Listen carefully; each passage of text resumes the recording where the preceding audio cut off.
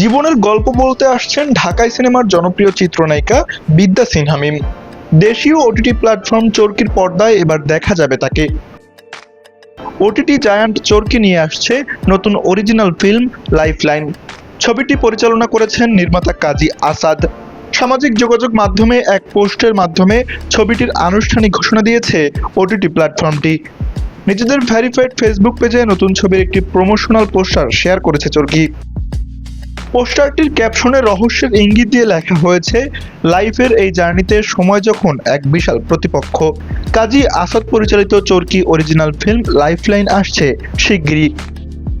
পোস্টটি শেয়ার করার পর থেকেই চলচ্চিত্র অঙ্গন ও দর্শকদের মাঝে বেশ কৌতূহলের সৃষ্টি হয়েছে। বিশেষ করে বিদ্যা সিনহা মিমকে নতুন রূপে দেখার জন্য মুখিয়ে আছেন তার ভক্তরা। জীবনের জার্নি ও সময়ের এই জটিল সমীকরণ পর্দায় কিভাবে ফুটিয়ে তুলেছেন নির্মাতা কাজী আসাদ, তা দেখতে এখন অপেক্ষা কেবল মুক্তির।